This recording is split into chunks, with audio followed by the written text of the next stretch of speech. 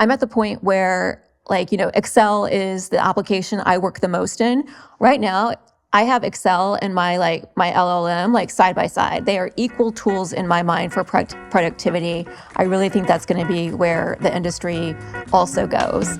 Welcome to The Institutional Edge, a weekly podcast in partnership with Pensions and Investments. I'm your host, Angelo Calvello.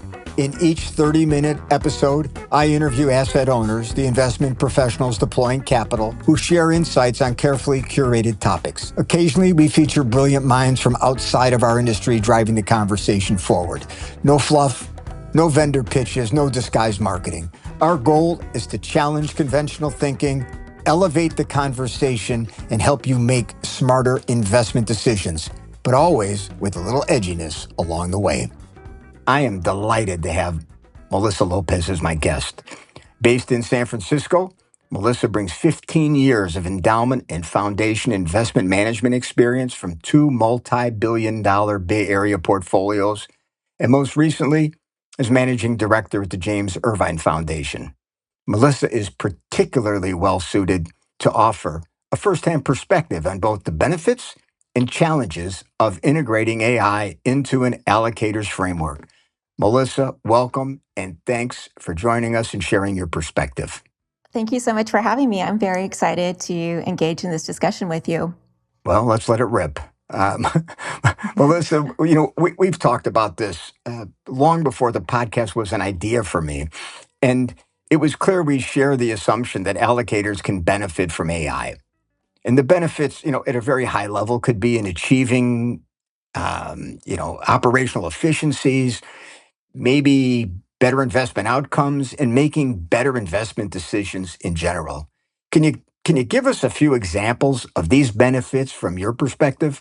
Yes, definitely. I am very excited about this technology and its use in the endowment and foundation or asset allocation space. I can think of several ways that teams could use this today, certainly from modeling, faster modeling, more complex analysis. Think in terms of the liquidity schedule of your portfolio. That is always something that's super hard to get your arms around because it's dynamic, literally changing on a daily basis. Flexible attribution analysis, scenario analysis. Beyond modeling, presentation, both the thought development of presentations and the production of presentations can be sped up with AI technology. Simple things that are so important to teams, note-taking, getting notes into the shared systems faster, maybe in a uniform, organized format, maybe even starting to pick up sentiment analysis from the notes that have been taken. Diligence efforts can be improved with the use of AI. You could tailor your diligence to each person that you're interviewing to have just a better interaction in the process of, underwriting a manager. I'm also really loving it for research topics. So as we all know, we read a lot in this industry. A lot of it is provided by media sources, and those can be biased. There are so many instances where I want to go to the original research paper that's being referenced in a media article, but who has the time to do that? But now with AI, you can go to the original source, throw it into Notebook LM, have it make a podcast about it, and be on your way, getting a good perspective.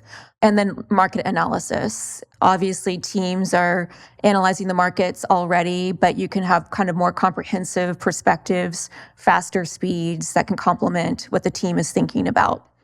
Just off the top of your head, you've given us a laundry list of possible use cases that lead to benefits. Those are probably, on the productivity side. I do think that is where the low-hanging fruit is. I think a lot of people want to know, what about on the outcome side? What about on the alpha generation potential, this could provide? I think those are there, but I think you have to do the productivity piece to kind of reap some of those benefits. And the outcome side, I think, will develop over time as you have more of these third-party vendors who are developing tools that, can really kind of escalate or accelerate what the team is doing. But I do think I have a high level of confidence that this will lead to better sourcing, better investments, and alpha generation for portfolios. Given the productivity benefits and the prospective benefits in terms of alpha generation, I mean, these seem to be, I'll say, fairly obvious. I mean, if you step back and think about how AI can help, and we see it helping in other verticals in this way, so it should apply here. The question is, what's holding allocators back? Why do so many see, the potential but fail to act? In other words, what are the major barriers and challenges from your seat? I think there are a lot. I think, this technology is coming out at a very interesting point in time. If you think about kind of what a lot of CIOs have been talking to their boards about recently or their investment committees, a lot of it has to do with a challenging performance environment for the portfolio. So in the last several years, we've had very challenging markets for public equity portfolios that are actively managed. And then, more recently, we're having a challenging environment for the venture capital portfolios, just given the lack of IPOs and distributions. So you've got investment committees and CIOs engaged in conversations talking about portfolio positioning to enable better performance. You also have conversations going on right now about more than likely the China exposure in the portfolio, and then the tariff impact. So you've got a lot of things to talk to your investment committee about, a lot of performance that needs to be generated, in the near term. So, an AI undertaking, could be considered very much a distraction or a risk that you don't want to introduce at this moment in time. I think some teams are, I think they actually have like a misperception of their engagement in AI. I think there are, CIOs out there that would say, I'm heavily exposed to AI. I'm embracing AI because it's represented so much in the venture portfolio. I'm kind of feeling like my proximity to this innovation in my venture portfolio means I'm being innovative myself, when I don't think that's the case. Or they might say, I've got, team members who are embracing AI individually. Like my team is using AI. I think individuals using AI is a completely different ballgame than kind of enabling a scalable solution that the team can use. So I think there's a little bit of a lack of a self-awareness in that regard that may exist. I also think, it's the job of the CIO to, certainly focus on the risks, and there are a lot of risks, cybersecurity risks, data privacy concerns. There's concern about the accuracy of the output of these tools, potentially, regulatory compliance considerations, potentially reputational, risk to consider. So there might be an over-indexing on the risks instead of also thinking simultaneously about some of the potential opportunities that could be had. I also think by virtue of a challenging environment, I think some teams might be thinking, we have constrained budgets right now. We can't add an additional line item if we're going to partner with an outside party, do a subscription basis, model or something. I personally feel like that is, not a complete way to think about it. I feel like the adoption of an AI tool could potentially eliminate the need for other existing tools. So it might not be a net add. It could be, a net like efficiency gain in your spend budget.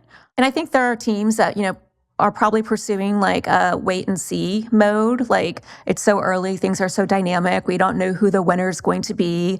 And the, tool development as third parties, it's a very competitive space, obviously, for third party companies right now. So we'll wait and see, who ends up winning, and then we'll adopt, quickly thereafter.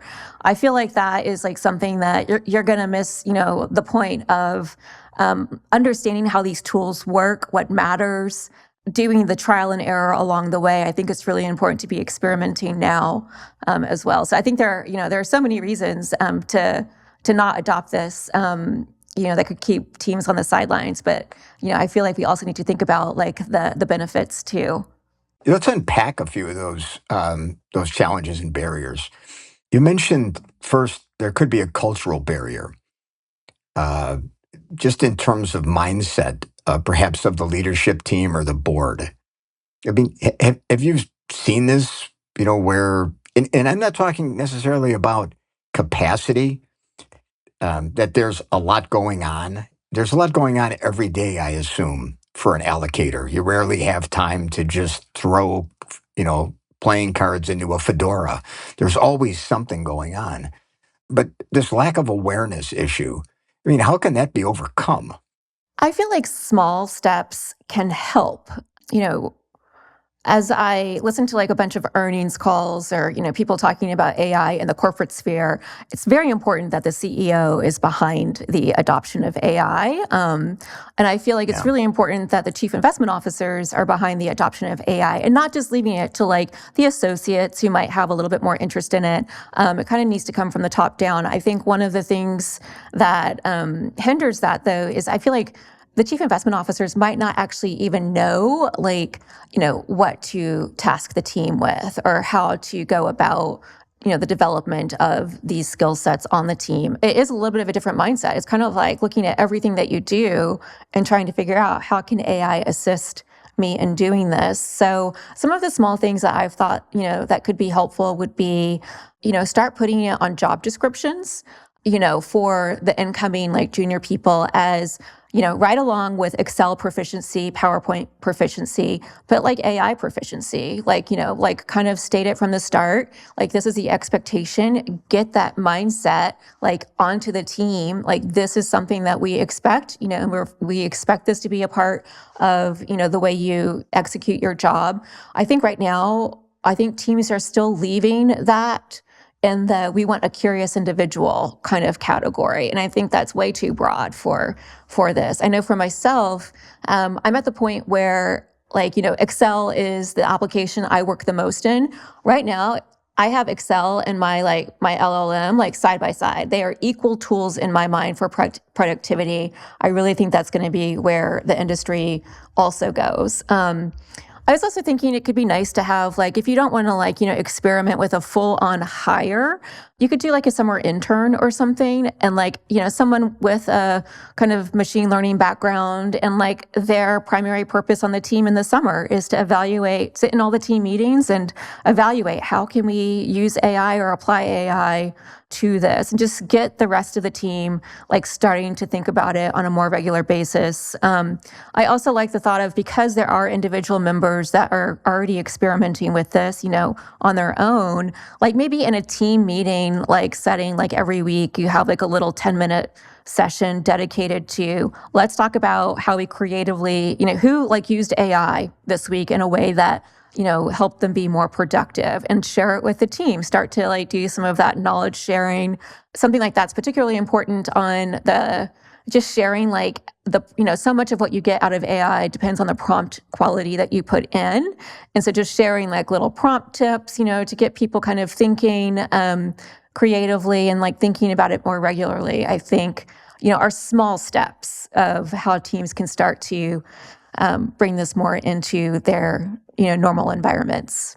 I like the intern idea, or having an associate that's dedicated in this space, basically to kind of keep you current on the literature and the developments, because so much is happening so quickly, but then also to cast an eye on the operations, for example, of where existing and maybe future AI could be used to, as we said, improve decision making and efficiencies. But Yes. I wanted to go back to a point you raised about, okay, you've got CIO, CEO, board awareness. They're saying, okay, let's make this move into AI. One example is bottom up. You have an intern. You also put it on the job specs. So you're looking for full-time employees that have this disposition and competency. It takes me back to something I've written about over the years, and that's the challenge in our industry where you face, do you build, do you buy, do you lease? You've mentioned a few times third-party software that could be used. To me, that's kind of a leasing approach where, you basically paying fee for service. The buying approach doesn't seem to be one that fits with allocators, where, an endowment would just buy an AI team and bring them in. That seems like a big spend to me. So maybe we hold the buy and look at lease and build, because building is something, from my perspective, and I've built these, as you know, the lab and the output. It gives you a certain sense of proprietary control, and you don't have to worry about a third party either perhaps going out of business because some of these are startups and you never know what happens, or they could be acquired. So your supply chain is disrupted now because they get bought by a big asset manager and you don't have a relationship with that asset manager and the big package that they're offering. So, I mean, how do you think about this, as an allocator between building and leasing and, kind of the strengths and weaknesses of each? My natural predisposition would be this is a lease situation because I'm thinking very much in the conventional terms of, we lease our CRM, we lease our, like so many different things. The Irvine Foundation, that is a team of, a chief investment officer, 3 senior people, 2 associates. There's 1 operations person and then an executive admin. That single operations person is stretched to the max already and is trying to find conventional technology solutions to help her, scale her own time and capacity. So, the thought of like building it, like, that's definitely additional head count. I think at least at the start, maybe it could be, like later you wouldn't need as much from a headcount perspective. And then it might come back to the person who's building it. Do they have enough knowledge of how endowments and foundations or capital allocators, pension funds, how they work to like make tools that will be, easily used by the existing investment team? So, you bringing up the concept of like building internally, like isn't exciting. It stretches my own thinking.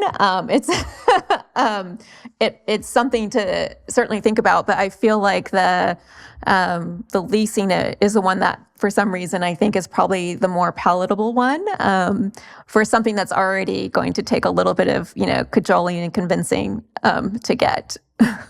Well, let's say, we pursue the leasing option. And I agree. I mean, intuitively, it's probably the path of least resistance.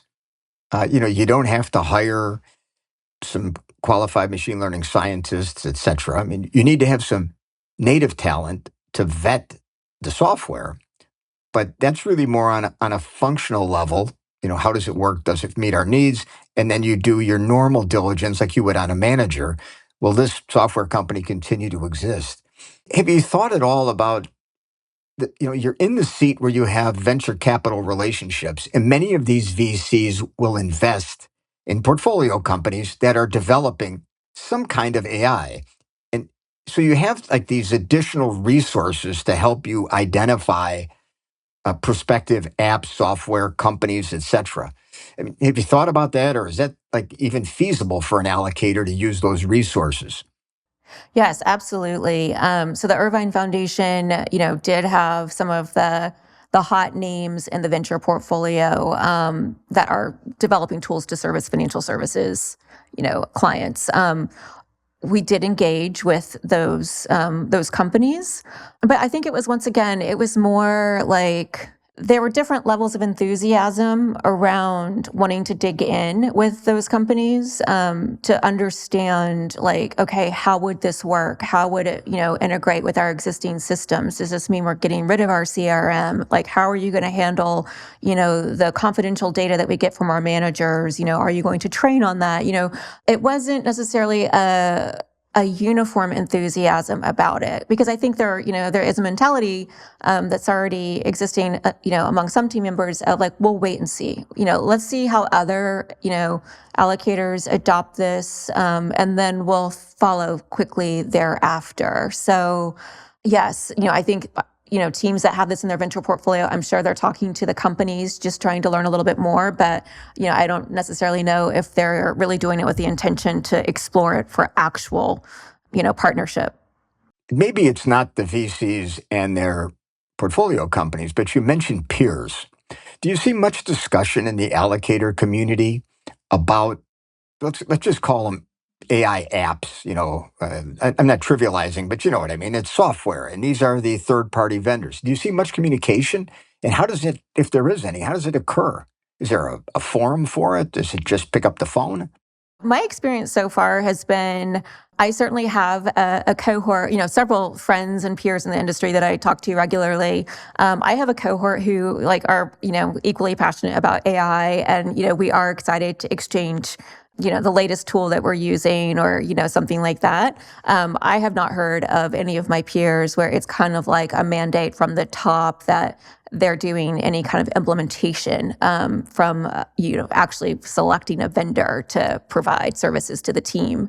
So my impression is that it's still individual team members' interest at other institutions as well. I haven't done a formal survey on that. I have not heard of, AI forums for the capital allocation space yet. But I'm sure people are thinking about that.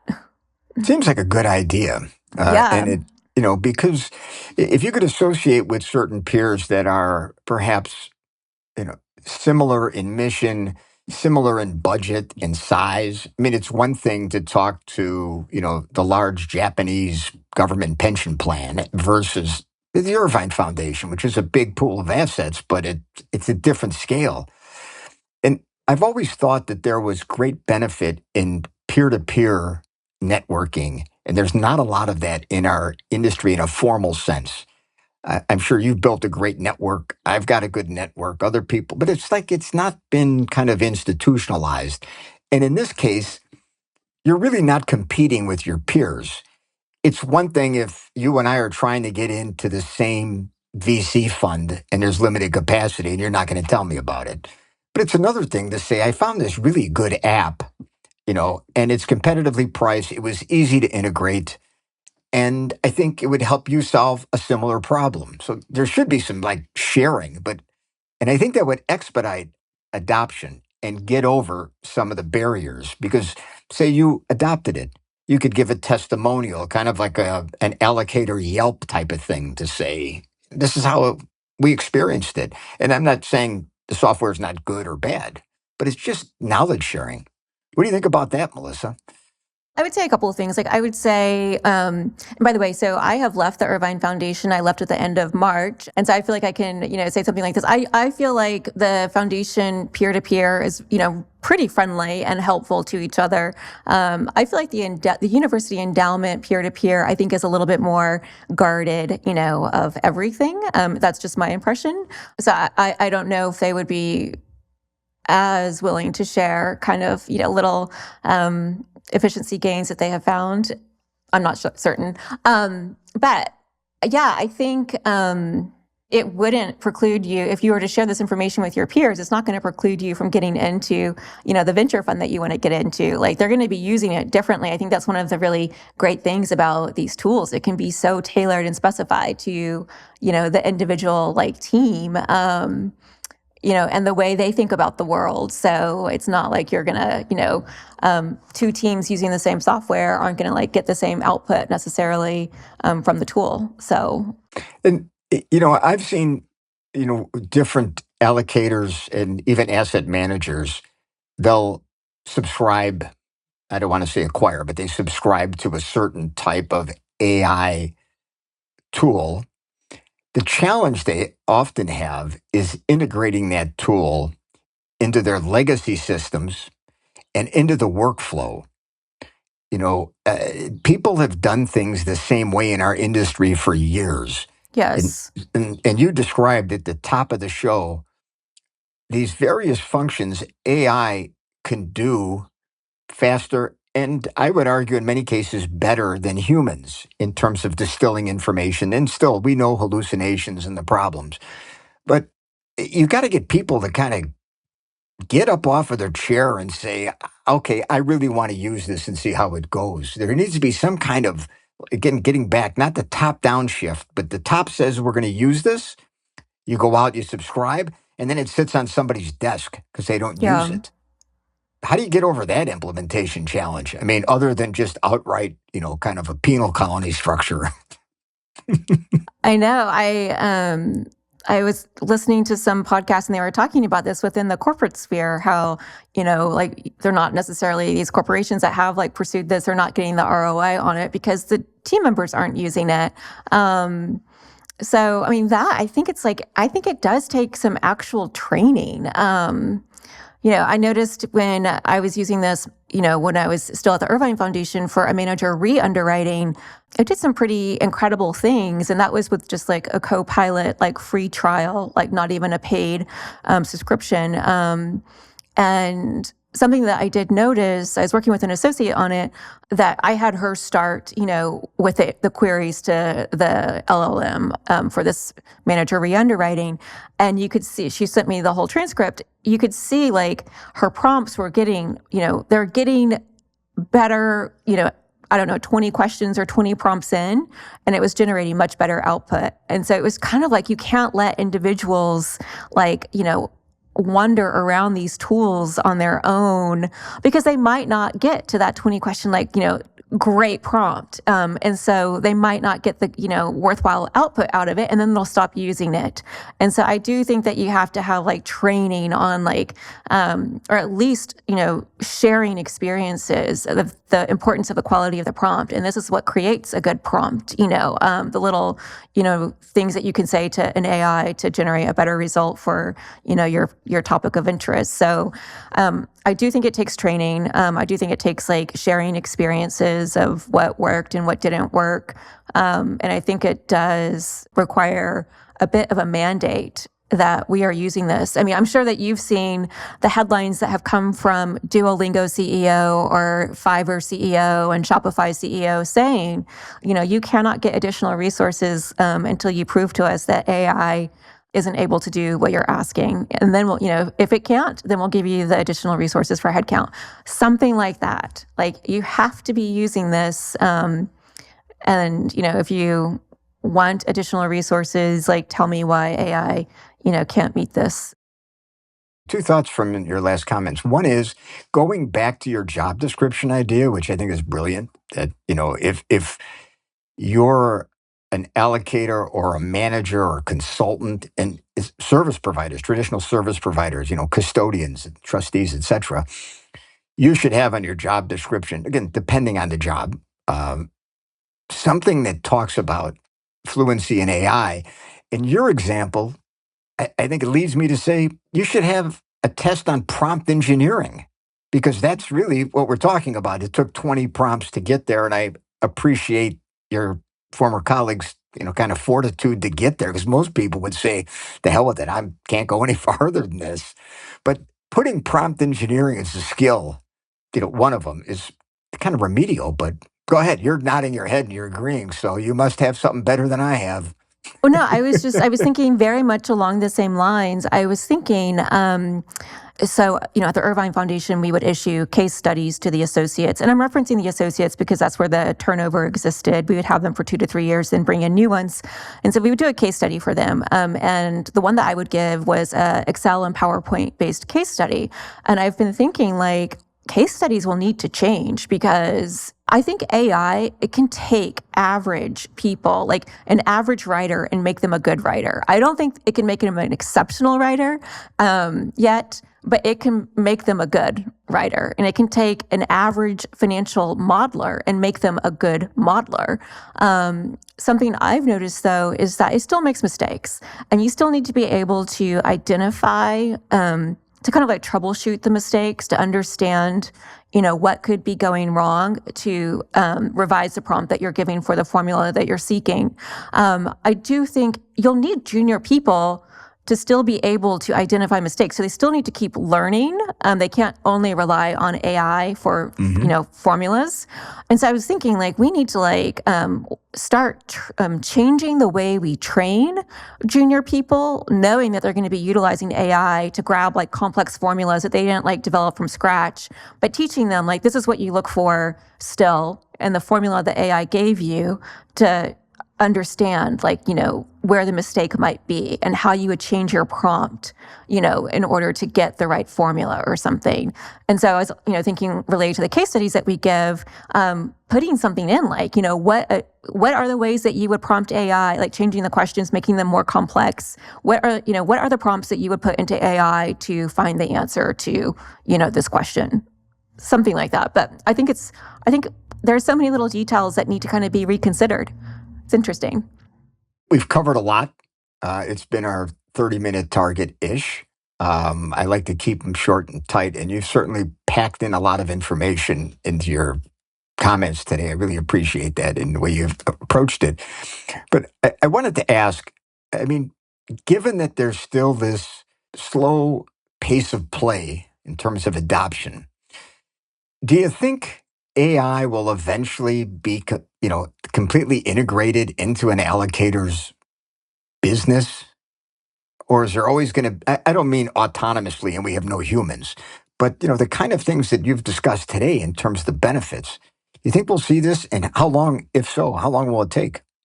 I mean, I would love to hear your response to this too, but because you're asking, like, there's a level of uncertainty, and I feel like with certainty, this is going to be integrated into the business. But I'm not of the camp that it's going to automate the business. I think this so much of this world is relationship driven, and I think that's maybe only becomes more important as people say, like, lean into your humanness as AI kind of automates a lot of the production. So I think it will be integrated with certainty. Like, I'm already thinking in my own life. The prioritization of my monthly expenses, it is like my cell phone bill, my internet service, and my monthly LLM. Like, that's where we are. So I think it will absolutely be integrated, but I think we'll still need people because so much of, this world is relationship oriented. I agree. It's going to be integrated. It's going to take time. But I also wrote that piece on investment management in a box where you could use multi-agent systems to really perform a lot of the functions. Those functions are probably best suited for an asset manager or a consultant, more so than a single fiduciary. You cannot delegate away, that final decision. And you're never going to have a multi-agenic board. I mean, you're going to have trustees. Yeah. I'm a trustee on a public plan. I know the people I sit with, and you love them, but I'd like to replace them with an agent sometimes. Uh, but I think it's going to happen. It's going to take time because I've been in this industry a long time and I've seen incremental changes, but very little innovation. But I think AI is kind of the fulcrum that's going to move people much more quickly.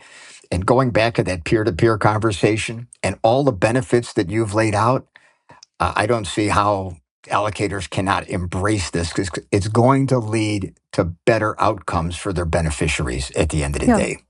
So, Yeah. well, before I let you go, I've got to ask you the question I ask everybody, and this has nothing to do with AI, and you know it's coming, Melissa. What's the worst pitch you've ever heard? I don't care about what 3 books you read or what's the best restaurant. What's the worst pitch? And, be gentle to a point, okay? Okay, sure.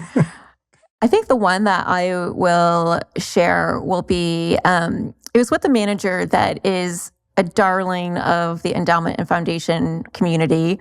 And as we were talking to them, they were just very open and excited about the many product extensions that would be available to them over time. We're going to launch this product and then we're going to launch this product.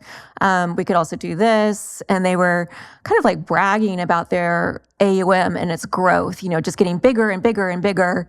And then at one point, I even remember, talking to them about it's a volatile strategy. So if you fall below your high water mark for an extended period of time, how will you think about retention of the team? And they assured me we didn't have to worry about that because they said, we're making so much money on the management fees that we can figure something out. So it's just kind of wide-eyed that, so many things that they said, were not the point of view that, an LP had as being favorable, Yep. But I think that was one of them. We're making so much money on management fees. Who gives a hoot about the performance fee? We'll be great. Thank you for your it was really contribution. interesting. I mean, my gosh. Well, that was great. Thank you. And Melissa, I have enjoyed our conversations in the past, and this one was no exception. I hope you found it to be worth your time, Yeah, I loved it. I wish it was an hour. You and I might, but our listeners won't. You know my approach. Nobody's got time to hear people talk for an hour about this. But maybe we'll have you come back about talk about something else. That could be Sounds good. It could be a repeat because this has been wonderful. Yeah, so fun. Thanks for listening. Be sure to visit P&I's website for outstanding content and to hear previous episodes of the show. You can also find us on P&I's YouTube channel. Links are in the show notes. If you have any questions or comments on the episode or have suggestions for future topics and guests, we'd love to hear from you. My contact information is also in the show notes. And if you haven't already done so, we'd really appreciate an honest review on iTunes.